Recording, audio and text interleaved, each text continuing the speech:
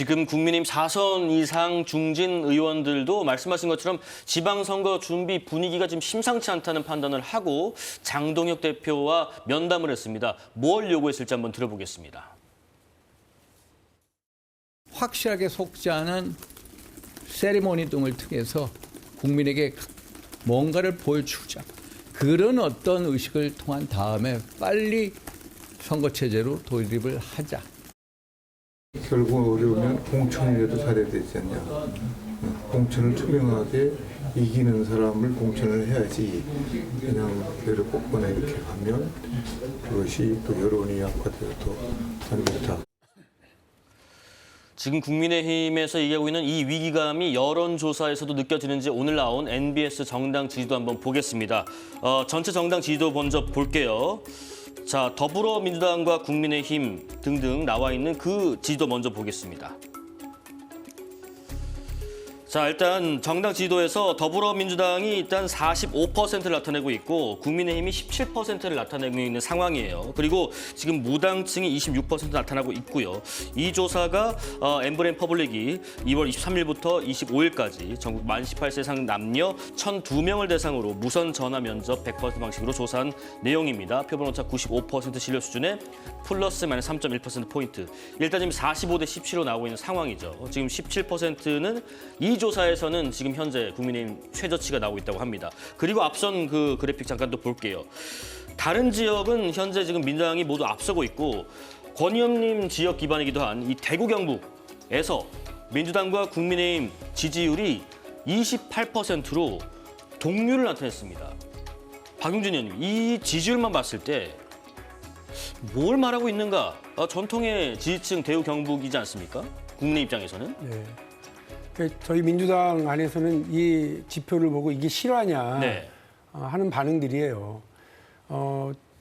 국민의힘 즉 이게 일종의 이제 보수의 일종의 안방 같은 곳이잖아요. 네네. 민주당이요. 만일에 광주, 전남, 전북, 호남 지역에서 저 정도 수치가 나왔잖아요. 당장 지도부 쫓겨납니다. 지도부 사퇴. 그럼요. 아니 저걸 왜 내버려 둡니까? 예. 그러니까 지도부가 정신 못 차리고 제대로 일을 못 한다고 하는 지표가 나온 거잖아요.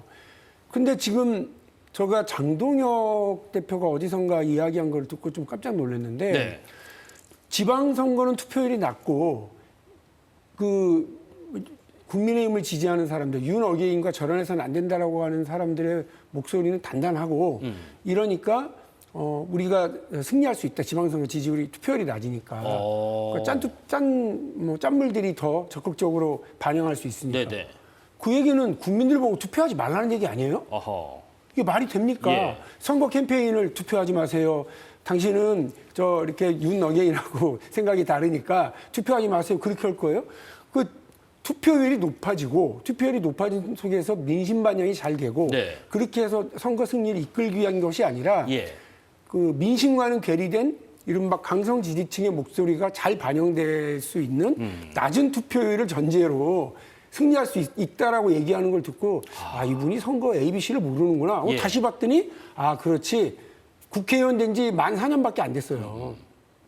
정치적인 어떤 경륜, 노하우 그리고 당을 운영할 수 있는 어떤 리더십 이런 게 다 모자라는구나라고 네. 하는 걸 제가 정확하게 봤는데 아하. 저렇게 되면 민주당은요 저렇게 되면 당장 쫓아냈어요. 권 의원님, 지금 이 NBS 여론조사 제 기억에는 그동안은 설명을 할 때 무당층과 국민의힘이 좀 비슷하다 이 정도였는데 지금은 무당층보다도 더 내려와 있는 상황이고 앞서 말씀하신 것처럼 대구 경북이 정말 심상치 않은 수준까지 이 지지율에서 나타나고 있는데 정말 특단의 대책이 필요하지 않나라는 얘기에 대해서는 어떻게 생각하세요?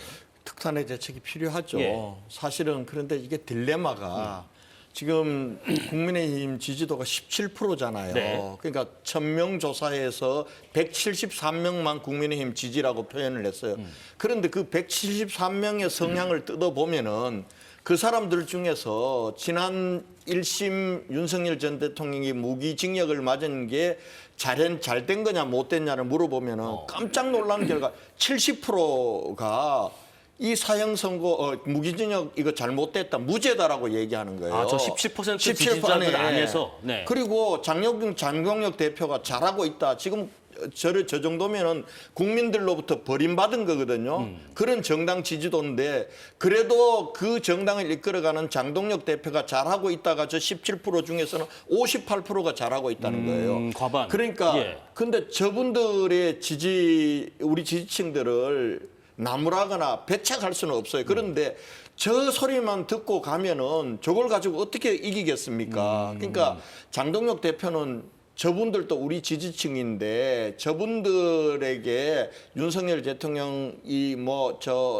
무기징역 받은 게 당연하다. 윤 대통령과 절연해야 된다라고 하면 저분들이 이탈한다는 거예요. 근데 저분들을 껴안고 가려고 하다 보면은 보세요. 지금 저 조사만 해도 지난주 조사보다도 지금 한 7, 8% 떨어진 거거든요. 그렇죠. 저기서 앞으로 가면 갈수록 더 빠질지도 몰라요.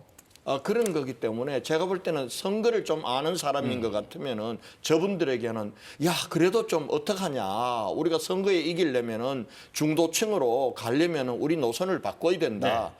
여러분 반 이재명 전선으로 함께 해주십시오. 이렇게 하는 게 원칙이거든요. 원칙인데 저분들 얘기만 듣고 저분들과 함께 가겠다고 하니까 상식적이고 온건하고 합리적인 예. 보수분들이 전부 이제 국민의힘으로 이탈해가 무당층으로 가 있는 거예요. 결국 이대로 가면 저분들은 무당층으로 가 있는 분들, 중도분들은 아마 투표 안 할 가능성이 높습니다. 그러니까 지금 권 의원님 말씀은 지지해 주시는 분들을 외면하자는 얘기가 아니라 그분들만 보고 있지 말라는 말씀이신 그렇습니다. 것 같아요. 예. 근데 문제가 하나 더 있는 것 같습니다. 국민의힘 배현진 의원과 김종혁 전 최고위원에 대해서 오늘 당의 중징계 반발해서 법원에 제기한 가처분 사건 첫 신문이 열렸습니다. 특히 이제 배현진 의원 같은 경우는 원래대로라면 이번 선거에서 중요한 역할을 담당할 국민의힘 서울시당 위원장입니다. 하지만 이번 징계로 사고시당 절차에 돌입했다고 하는데 근데 박 의원님 그런 얘기가 나와요. 이게 결국은 오세훈 서울시장에 대한 압박이다. 왜 이런 얘기가 나오는 건가요?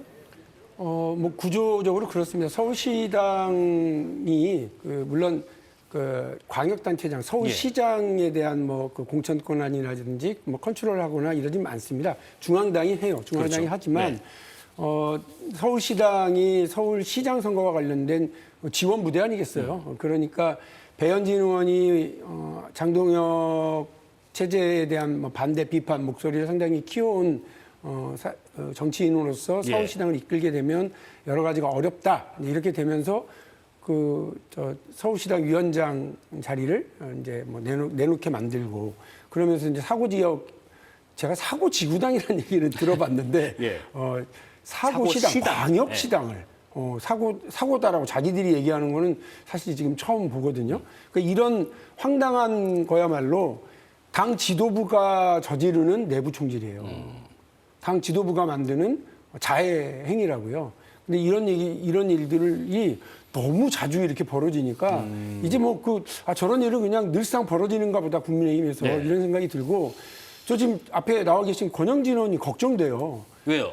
아니 당 지도부에 좀 쓴소리하고 거기에하고 의견이 좀 안 맞으면 혹시나 다 제명하고 예. 제재하고 징계하고 지금 그러고 있잖아요. 혹시 우리 권영진 의원님도 바른 소리하고 당 걱정했다고 뭐 징계위원회에 소집되고 뭐 끌려가는 거 아닌가 이런 걱정이 들 정도예요. 그러니까 이게 민주당과 경쟁을 하는 국민의힘이 망가지면 속으로 아이고 잘됐다 우리가 좀 안심해도 되겠네 싶지만 정치가 이렇게 망가져서 되겠습니까? 상식이 통해야지. 이 한동훈 전 대표 얘기를 또 안 해볼 수가 없는데 한동훈 전 대표가 어제부터 이제 권 의원님 지역인 대구를 누비고 있다고 합니다. 그러다 보니까 자연스럽게 이런 얘기가 나옵니다. 대구시장 출마 선언한 주호영 의원 지역구 대구 수성갑이나 추경호 의원 지역구인 달성군이나 국회의원 재보궐선거에 나올 수 있지 않겠느냐. 본인도 뭐 그 가능성을 부인하진 않는 것 같았는데 권 의원님 한 전 대표에 대한 대구 시민분들 민심은 또 어떻게 분석하고 계십니까? 그건 너무 좀 빠른 행보죠. 예. 물론 대구든 전국을 투어하는 것 같아요. 그 중에 이제 첫 번째 행선지로 대구를 가는 거는 어떻게 보면 대구가 우리 당의 핵심 지지 기반이고 예. 보수의 심장이라고 하니까 사흘 동안. 거기서 정면 승부하겠다라는 이런 건데 그런데 뭐 아직 누가 정말 이 후보가 될지도 모르고 보궐선거가 생길지도 모르는데 보궐선거에 염두에 뒀다라는 것 이 부분은 제가 볼 때 너무 조금 이른 것 같고 네. 그걸 전망하기 그래서 본인도 어디 특정한 지역에 출마하겠다는 얘기는 안 하는 것 같아요. 그런데 이제 나오게 되면 어떻게 될 거냐 이걸 여쭤보시는 거잖아요. 대구가 간단한 도시가 아니에요. 간단치 않다? 간단치가 네. 않아요. 그러니까 한동훈 전 대표에 대해서도 호불호가 있어요. 호불호가 굉장히 극단적인 호불호가 있는 곳이기 때문에 그리고 또 대구는 지금 한동훈 전 대표는 대구하고 별로 인연이 없는 사람이거든요. 대구가 좀 그런 걸 텃세라 그럴까 이런 게 있어요. 예. 제가 2014년도에 대구시장을 하러 처음 갔을 때 제가 이제 고등학교를 대구서 나온 대구 출신이잖아요. 그렇죠. 그런데 오랫동안 저는 서울에서 대학을 나오고 서울에서 정치를 하다가 갑자기 내려갔어요. 그때 대구에서 저를 뭐라 그랬냐면 서울 TK라고 그랬어요. 솔직하시네요. 그러니까 네. 서울 TK, 토종 TK라고 이렇게 구분을 하던데 네. 그래도 저는 뭐 대구 시민들이 저를 선택해 주셔서 후보가 되고 또 대구시장이 됐지만 간단한 것이 아닙니다. 그래서 제가 볼 때는 한동훈 대표가 그렇게 쉽게 대구에 무슨 자리가 빈다고 대구 출마한다고 해서 쉽게 당선되거나 대구 사람들이 받아들여 줄 것 같지는 않아요. 그러나 다만 대구라는 데가 자존심이 굉장히 강하고 또 어떤 면에서는 굉장히 정의로운 도시예요. 그러니까 우리 당 지도부나 우리 당 공천에서 대구의 정서를 거스르고 정말 이렇게 한다 이랬을 경우에는 아마 대구 민심이 뒤집어지면은 그 민심을 타면은 한동훈도 거기서 한번 해볼 만한 그런 지경이 올 수는 있을 것 같은데 네. 그러나 아직까지는 대구가 그렇게 이 한동훈 대표에 대해서 만만한 곳이 아니다. 한동훈에 대해서 극단적으로 싫어하는 사람들도 굉장히 많아요. 예. 물론 뭐 어느 지역이나 자기 지역에 대한 자부심이 있겠습니다만 국민의힘에서의 대구는 특별하다, 남다르다. 그 자부심이 대단하다는 말씀이신 것 같아요. 그런데 박 의원님, 지금 당권파에서 이번에 아까 잠깐 사진 나왔습니다만 한 전 대표 대구행에 동행한 의원들에 대해서 윤리위에 제소를 하겠다고 예고했는데 그 이유가 개파 활동을 금지하는 당헌을 어겼다. 그럼 결국 뭐 해당 행위를 했다는 사유인가요? 어떻게 해석하세요? 참 정치 찌질하게 합니다. 찌질하게 한다, 네. 이게 해도 너무하는 거 예. 아닌가요? 그 누가 그랬대요? 그 저 자연인 한동훈과 왜 같이 다니냐? 자연인하고 만나서 밥을 먹든가 술을 나누든가 같이 길을 걷든가 그걸 가지고 정치적인 그 이제 징계를 하겠다 예. 이렇게 엄포를 놓는 거 있잖아요. 한때 대한민국에서 제일 없어져야 될 악법 중에 악법을 국가보안법이라고 했습니다. 책 한 권 사서 봤다고 혹은 유인물 프린트했다고 혹은 심지어는 막걸리 한잔하고 박정희 대통령 욕했다고 그런 사람들 처벌해야 되겠다고 하니까 그 정권들이 무사했겠습니까? 민심이 얼마나 사나워지겠어요. 근데 지금 제가 볼 때는 국가보안법 들고 왔다 갔다 했었던 군부 독재, 유신 독재의 그 행태만큼이나 국민의힘 지도부가요. 정말 이렇게 포갑 정치를 하려고 하고 근데 제가 볼 때는 무섭지도 않아요. 저는 뭐 거기로부터 징계받을 사람이 아니라서 그런지 모르겠지만 무섭지도 않고 참 정치 찌질하게 한다. 쫌팽이들끼리 정치하나 보다 이런 느낌이 드는데 네. 보수를 사랑하고 국민의힘을 걱정하는 유권자들이 볼 때 얼마나 안심하고 답답하겠어요. 알겠습니다. 이게 이런 걱정을 왜 제가 해야 됩니까? 이게 참 답답합니다.